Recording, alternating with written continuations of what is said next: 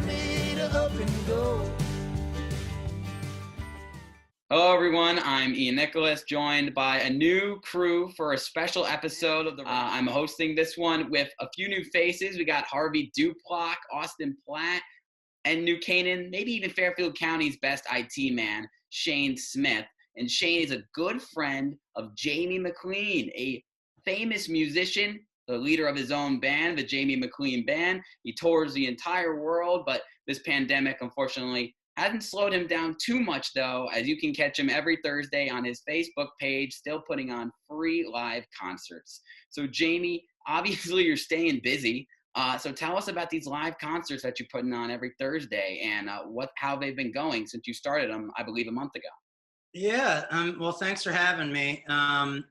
I mean, it really just kind of started, I was in the middle of a tour in March that was cut short. We were down in Atlanta, and every night as the tour went on, it just started getting stranger and stranger. I mean, people, I was out in theaters playing for like 1,000 people a night. Wow. And at the beginning of the tour, it felt safe. I would go out and sign CDs at the end of the night, but just kind of give like elbow bumps or like waves rather than handshakes. So people knew something was happening. And then every night it just got stranger and stranger. And once we got to Atlanta, we just kind of had to cancel the rest of the tour. So we came back home. I live in Brooklyn, New York, and came home and hung out for a few days and realized that New York was not a great place to be either. So I actually took off, and my brother lives in Ridgefield, Connecticut. So I spent the first 6 weeks of this in Ridgefield, and my brother has a recording studio there. He's a great drummer, and he plays for the Lion King on Broadway. His name's Carter McLean. Yep. Another New Canaan graduate. And so I was out there and was kind of itching to play, and was talking to my manager, and he said, why don't you do a Facebook Live concert? People always like those. And so I did it, and with no idea what was going to come of it, and popped on there, and tons of people were watching, and I think the fans needed it as much or more than I needed it. It was really just like a release and kind of a way to feel like kind of normal for a night. I know people were like up and dancing in front of their TVs and making drinks and stuff. And it was just like kind of a normal concert, as normal as we could do it. And the response was so good that I just decided I'm going to just do this every week. I want to be playing anyway.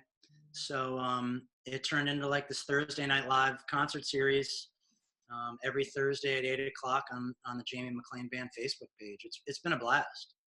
Well, it definitely sounds like it, and it's really great that you've been able to do the most you can to keep it up. And I completely forgot to mention, obviously, you graduated from New Canaan High in 1994, and Shane and you've been friends for a good time, and I know you love touring, and I know that's where you really excel on stage. And Shane told me earlier today he's been to about 6 dozen. What I should say is half a dozen, aka 6 of your shows, give or take. So Shane, I'm going to ask you a question. Tell us, if I'm going to a Jamie McLean Band show, what experience should I be getting? What should I be expecting, rather? When you go there, he's full of energy. The band, the charisma that he has, it's very something that it's very unique, and just the positive vibes he gives off the crowd. It's when you go see a show, it's almost rewarding to see such a cross, like rock, southern rock type thing. It's a great vibe, and there's not one person who's sitting at a show. And just the fact that I know him and performing, it's pretty cool to see it come together. I know how hard he works for it. I listen to his music all the time. He actually I was telling you guys before, he gave me the album, and my daughter was walking by and she saw his picture on the CD, and she goes, I know him. I'm like, yeah, he was here yesterday. So I had to explain to her what he exactly did and how he goes about being a musician. We watched some videos and she liked it. But like seeing the shows are always packed.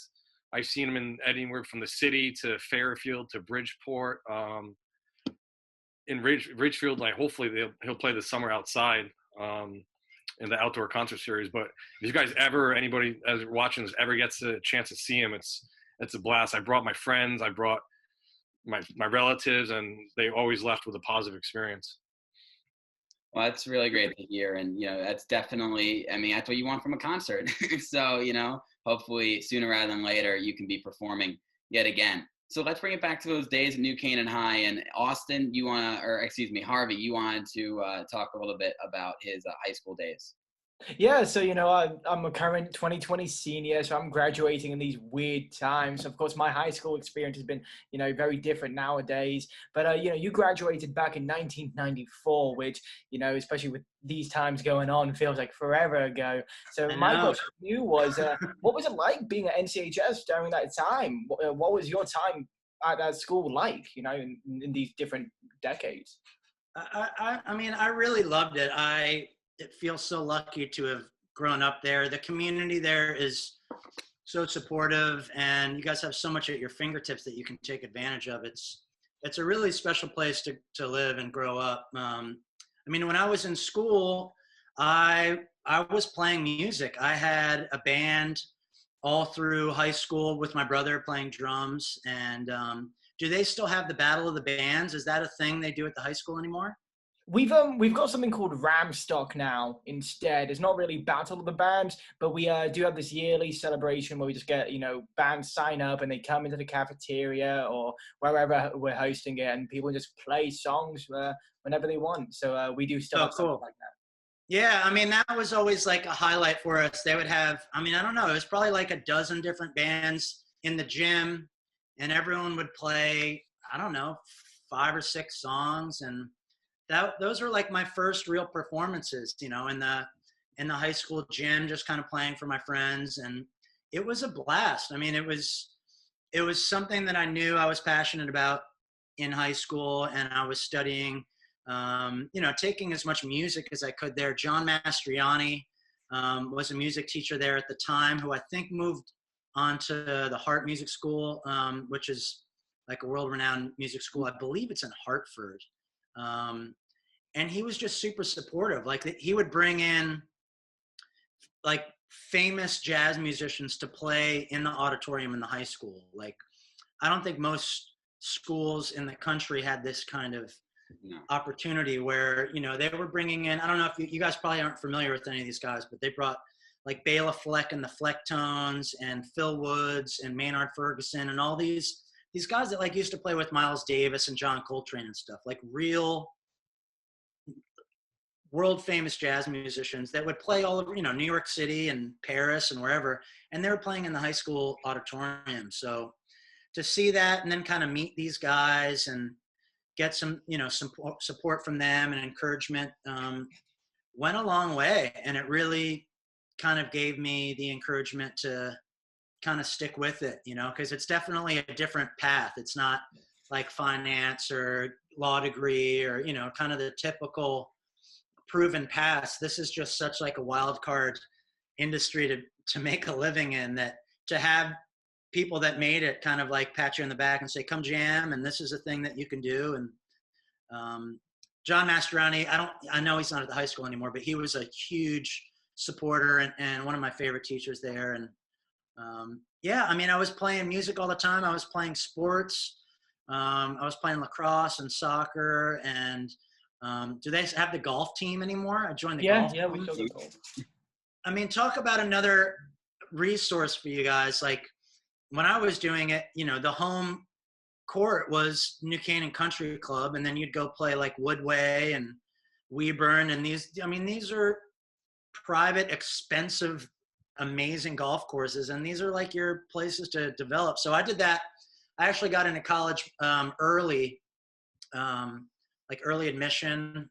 So I got in October, I guess, and I said, screw it. I'm not going to do like the super competitive, like the lacrosse team, is always like one of the best in the country. And I loved that. But I was like, my father had passed away my senior year in high school. That's a whole nother thing. But it was just kind of a year where it was like, I'm in college.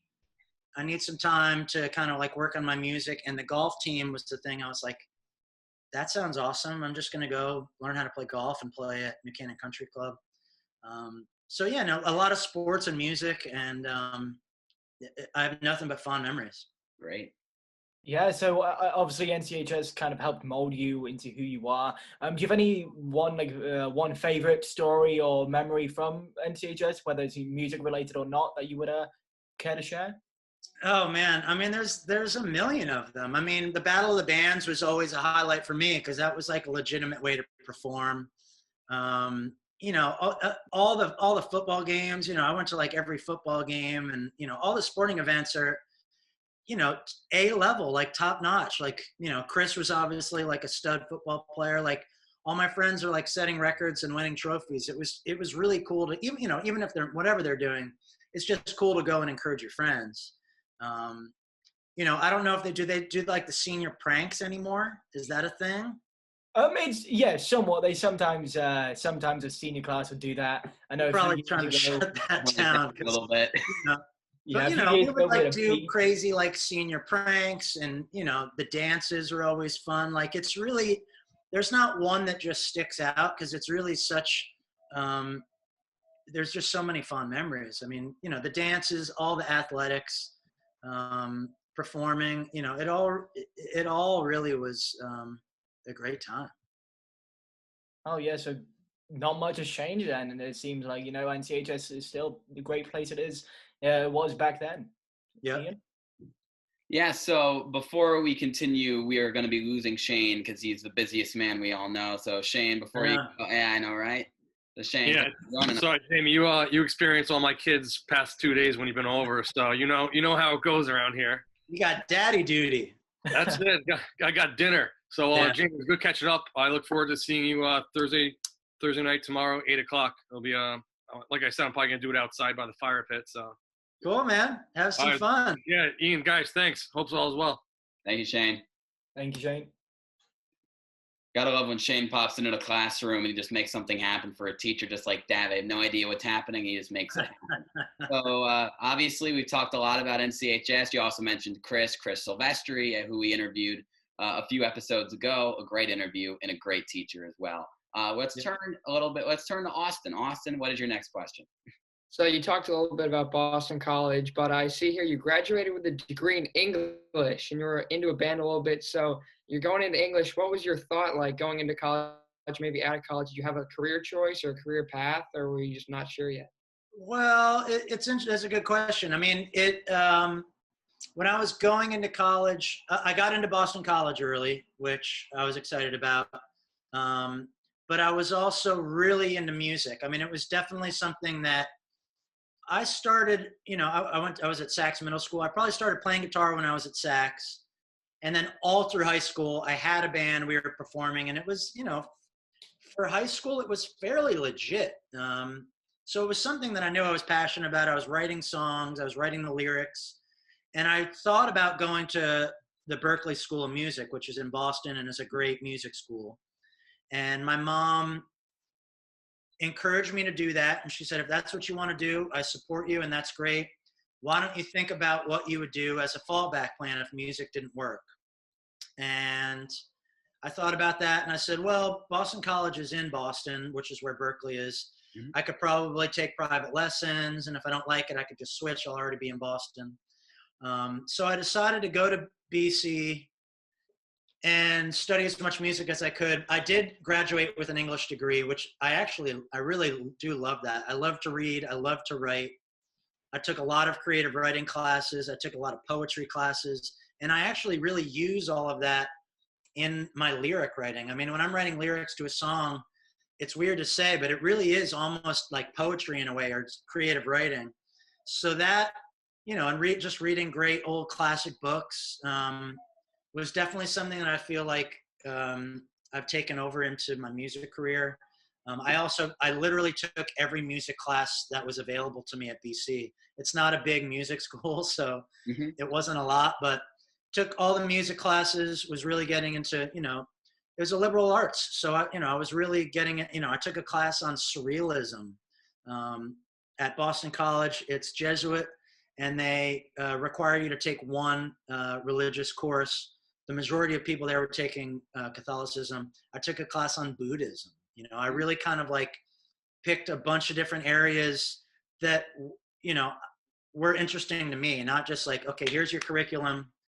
this is what you're going to do when you're out. I mean, there's framework, but within that, I was able to pick some different stuff. And then once I was at BC, I started a band. And then we were playing in all the clubs in Boston at night. You know, even though we weren't quite 21, we could still get in somehow and play. And then once I was 21, I mean, we were really playing out and playing a lot of shows. So, you know, BC was another amazing. You know, I feel the same way about Boston College as I do New Canaan. There are a lot of New Canaan grads with me at BC, so that was cool to have that camaraderie. And Boston's an awesome town to be in school in, just because, you know, you've got Harvard and BU. There's so many schools there. It's all kids. So I love being an English major. I really got a lot out of that. I know a lot of people that were English majors. You know, you don't have to be like an English teacher or like suddenly become an author. My stepfather was an English major, and he was, you know, running, you know, large companies and ended up going to business school. But it's, I think it's a good balance. It's something that you can take to a lot of different places. Well, it definitely seemed like it worked out. And speaking of those different places, you and your band that you had at the time moved out to Boulder, Colorado in the 90s. So you did your homework. You did your homework, man. Yeah, you know, I mean, we're in e-learning, but there's still a little homework required. So tell us about, you opened up for the Dirty Dozen Brass Band, and that's where you really got your first breakthrough. And tell us about those really early days before you had the band that you had now, and what you learned for being the opening act. Yeah, I mean, I moved out to, after I graduated BC, I moved to Boulder, Colorado. My brother was going to CU Boulder at the time. Mm-hmm. So we figured we'd get the band back together, do a little bit of skiing and mountain biking, and Colorado is just kind of cool. So, you know, I was 21, knew I loved music, but, you know, didn't really know, as most people at that age don't really know what they want to do. It's like, okay, I graduated, Colorado sounds cool, let's go try that, and started the band up again with my brother out there. I was working out there as well, but music again was kind of the focus. And we just started opening up for all of these bands. There's the Fox Theater there, which is a big, beautiful theater, and we opened up for a ton of bands. And the Dirty Dozen Brass Band was one that we worked with a lot, which is like a super funky brass band from New Orleans, which is all, you know, like saxophones and trombones and tubas. It's super fun. And we would open up, and they really liked what I was doing. So they didn't have guitars, so they asked me to kind of jump up and jam on some songs with them. That was super fun, and that kind of happened for a couple of years. They would come through Colorado every few months. So every time they came through, they called me, I'd come and jam. And then one year they came through and they said, why don't you come up and jam? I said, okay. So I set up my amp and all my stuff. And usually you'll come up and do like one song towards the end or the encore. And they called me up on the first song, and I was like, all right, thanks, that was fun, and tried to leave. And then they said, stick around. So I literally played the whole show with them.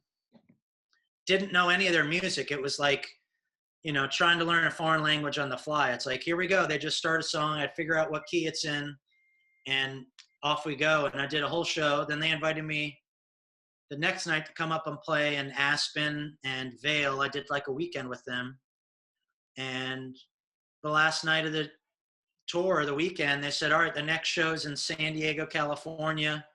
It's a 5-week tour with this other famous New Orleans band called the Meters.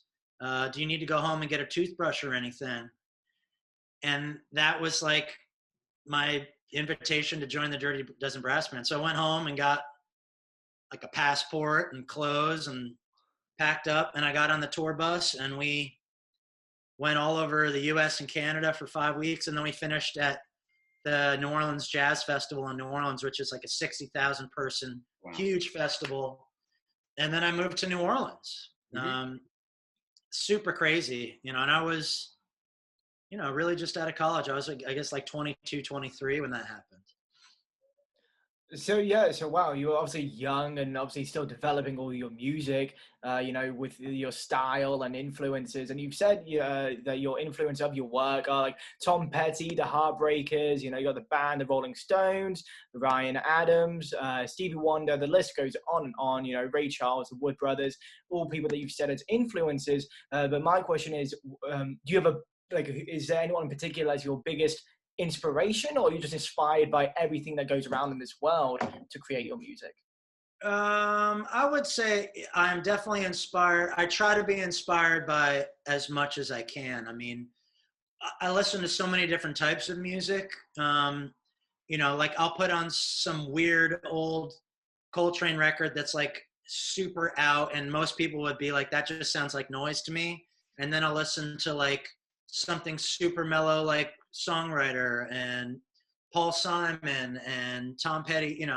It depends. It really depends on what I'm trying to get out of it. I mean, if I'm just trying to put on some music while I'm like making dinner and just want to chill, I'll usually put on some like jazz and something kind of relaxing. If I want to start to like get my songwriting kind of like creative juices going, there's so many people, but Tom Petty has always been someone that I've gone to just kind of listen to, how is he writing these songs? What is he singing about? What are these chords? In that world, there's so many. I mean, Tom Petty, I was just working on some Bruce Springsteen, the Rolling Stones. It really just depends on what you're going for. Bonnie Raitt. So I try to get something out of everything.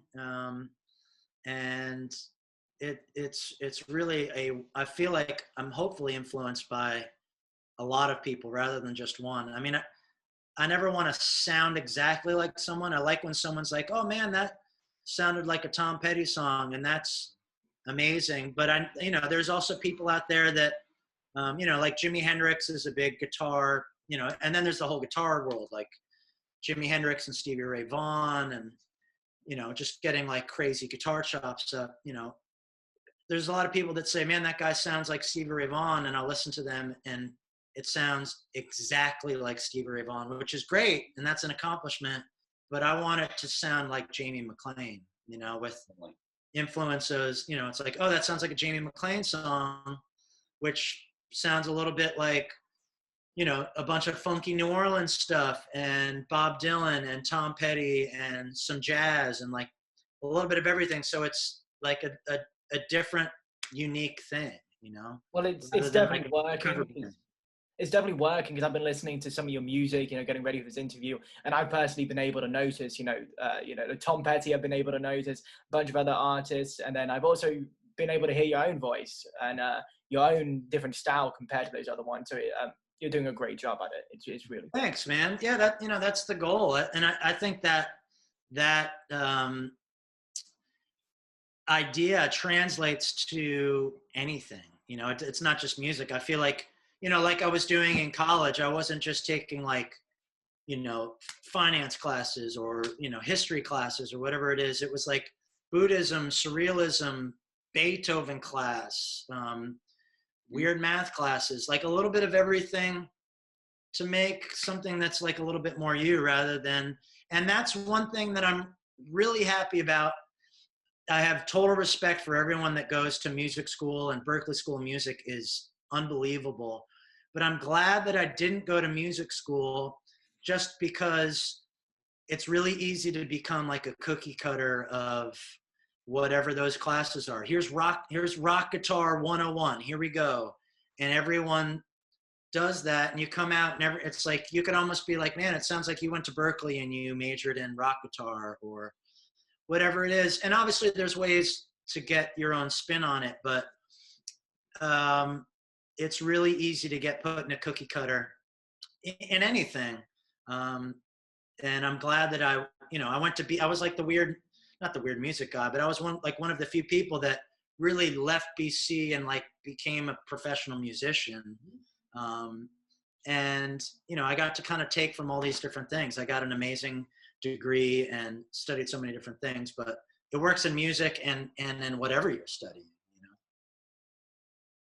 Yeah, and that kind of goes along with obviously Ian and I are both touring colleges, and I feel like every tour guide we have says always make sure to utilize all your resources throughout the 4 years, and everyone says, "Oh, I never did that." So it certainly sounds like you did the same thing.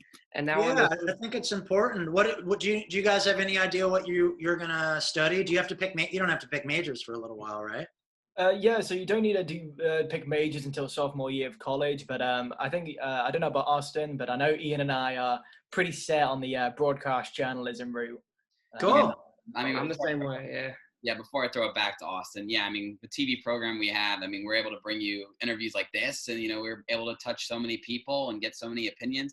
This is what we want to do. And Austin and I, we're sports reporters mostly, but, you know, we like to branch out, right? And we're interviewing you because you're from New Canaan and you've had a great career.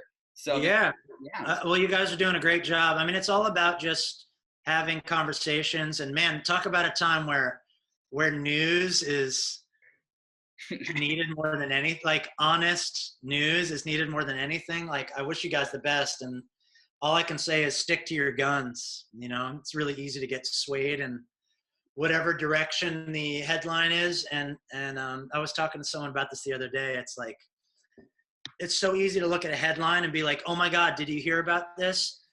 But most people don't even read the article. It's like the headline is this one thing, but if you go to the article, it's like, oh, they were actually talking about this huge subject and they just cherry picked this one thing that was kind of controversial. I'll let you guys make your own decisions on all of that, but good for you guys. I think that's awesome. Thank you. Thank you. Thank you. So, yeah, I just want to go right back to Austin. Austin, is there anything else you want to touch on, or you had a question in mind? Yeah, Jamie, are there any stories behind any of your songs that you created that you wanted to share, like a funny thing between you and your bandmates, or just anything behind any of your songs that you want to share? Yeah, I mean, the songwriting process is totally different for every song. I mean, I've had songs that have, it feels like they've almost written themselves, and like I'll just start singing them, and like a song will write itself in like 4 minutes. And that's kind of a special moment when that happens. I also have songs that have been laying around for like 10 years that I can't finish. I mean, as far as the funny stories with the songwriting, it's usually me by myself, like with my guitar, just doing it by myself. So the band doesn't participate in that as much. I'm usually kind of bringing them close to a finished product. But one thing that I would say about the songwriting is I gave a TED Talk recently. Do you guys know what a TED Talk is? Yeah, definitely. So I gave a TED Talk on the subject was flow, and there were a bunch of different speakers, and everyone gave a TED Talk about flow. Mm-hmm. And I talked about flow as it relates to music. And I talked about live performance, which is its own thing, where you can really kind of get into this like spaced out meditation space where you're playing in front of 1,000 people. And I talked about it in sports. I'm sure Chris Silvestri would back me up on this. When you're like playing a killer game and you're just lights out, you're focused, but you're not thinking about every little block you need to make or what moves. It just sort of starts to happen when you're in a really good place. And that'll happen to me on stage, live, and then it happens a lot in the songwriting process where if I sit down and I say, all right, I'm going to write a rock song today, like here we go, it's never going to happen. But if I sit down and I'm kind of spacing out and like Netflix is on in the background on mute, or I write a lot of songs, or I practice a lot when sports are on. I'll just have a game on and the volume off and I'm just fiddling around, and then like 10 minutes into it, I'm like, I'm playing a song, right? Like I just wrote a song and I didn't even know. It's totally subconsciously. So it's not a funny story, but it's definitely something that I find in songwriting. And same thing, it applies to everything, sports or, you know, art, whatever you're doing. If you can kind of get out of the way of it and let it happen rather than beating your head against the wall to like be like, where's the song? That's when kind of the magic usually happens.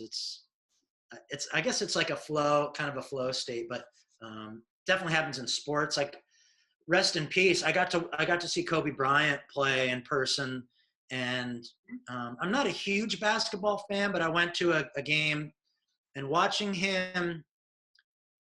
It was literally like he was playing at a different speed than everyone else. It was it was really crazy to see. And I don't know if there's a Michael Jordan doc right now, the Chicago Bulls doc, which is amazing. The Last Dance, same thing. I mean, Jordan is putting in that work like overtime. So when he gets in the game, he's just having fun and dancing out there, you know.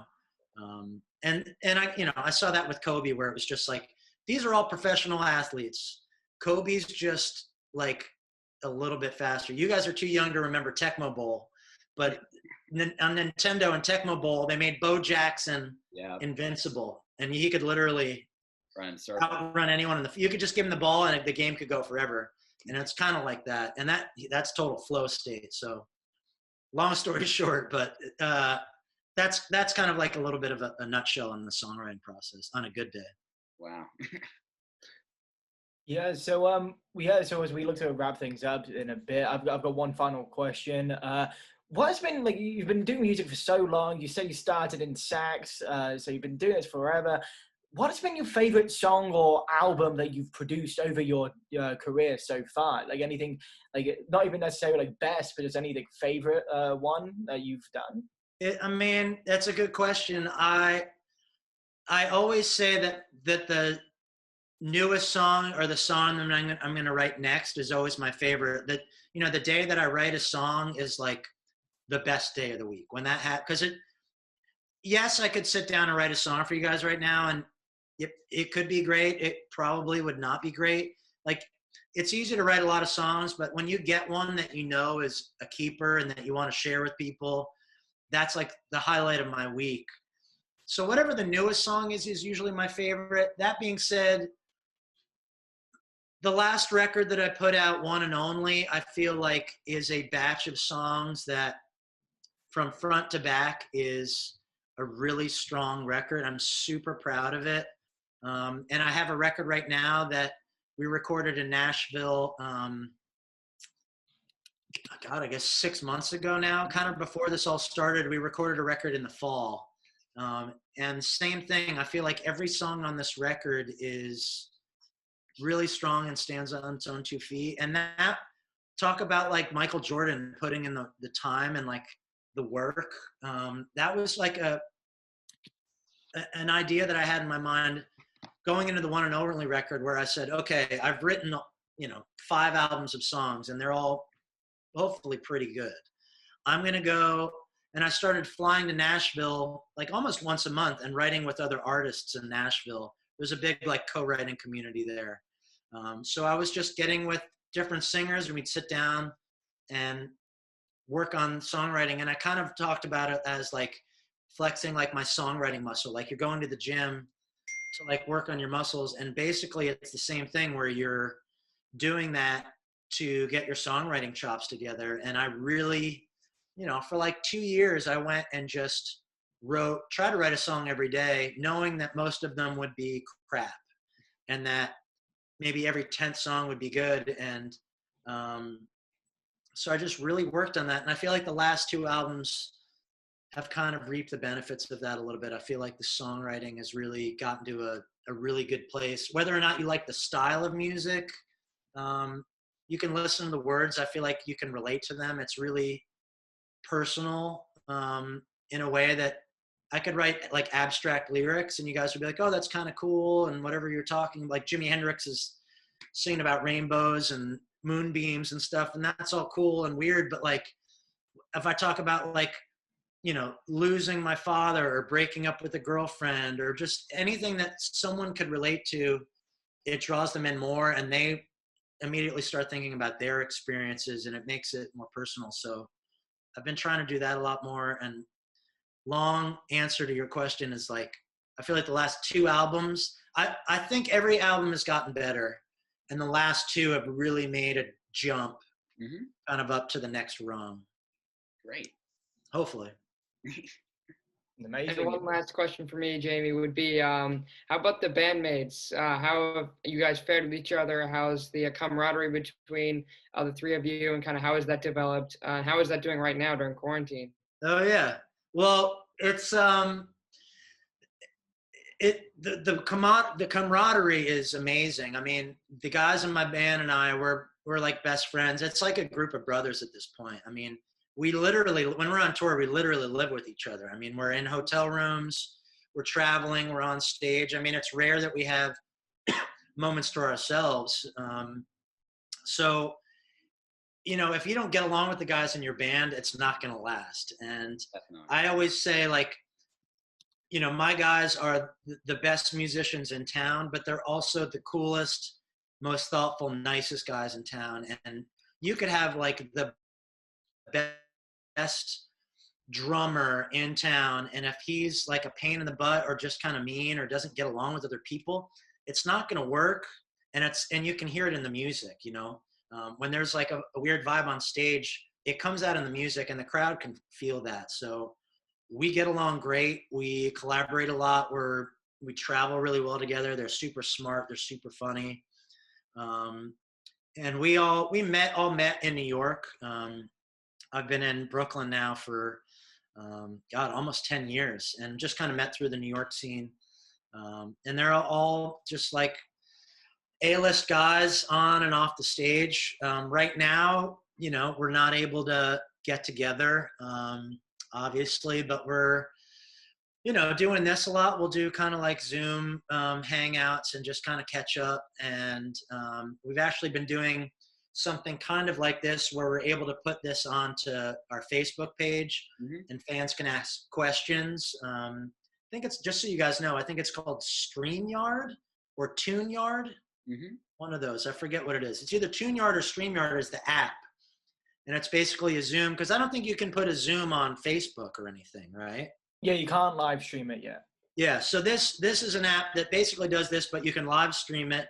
It's worth you guys checking out too, because it's better production value. Like, we're able to have like a little like news headline feeder at the bottom, and then it just says like JMB's listening room, which is, you know, what we call it.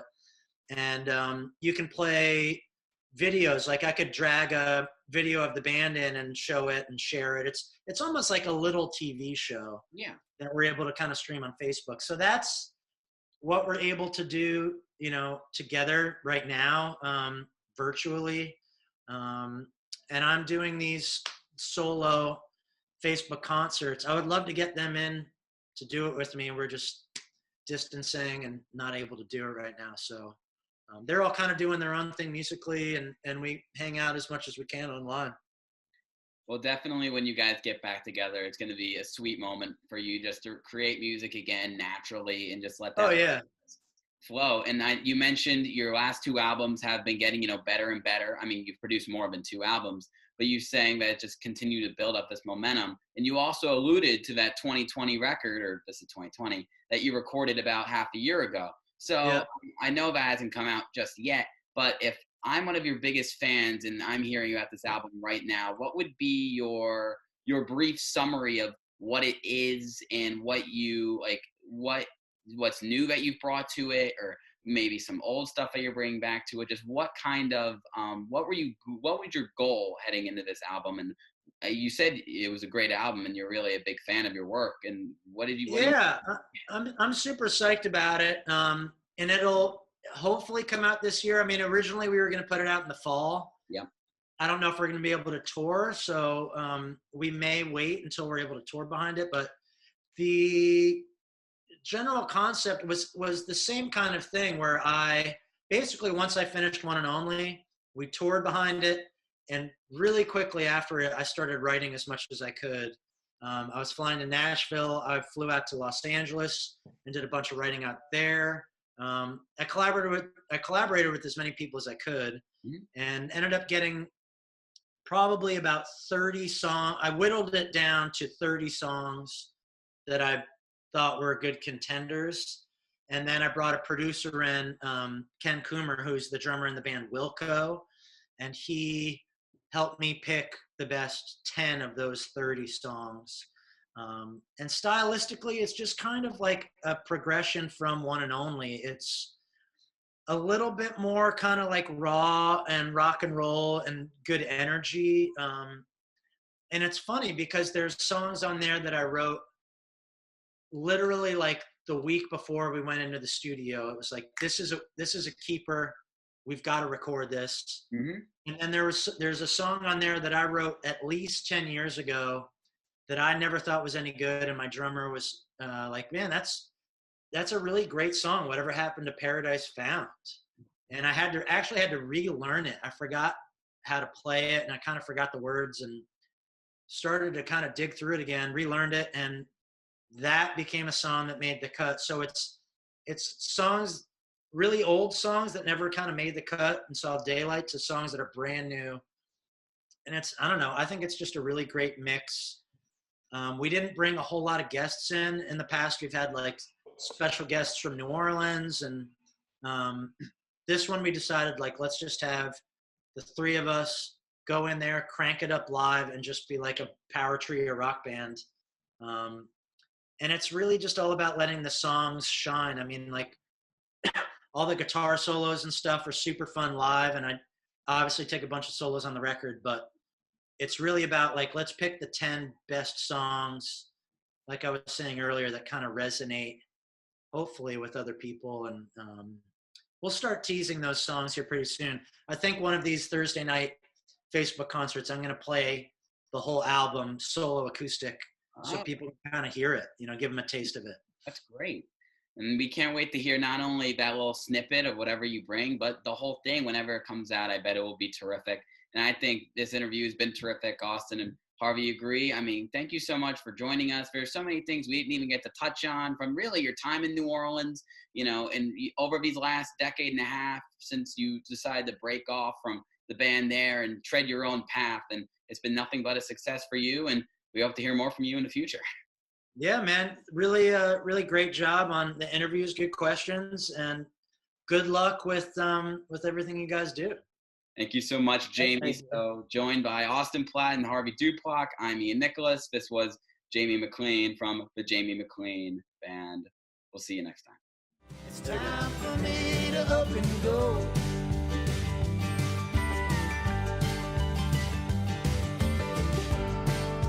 Tell me about the one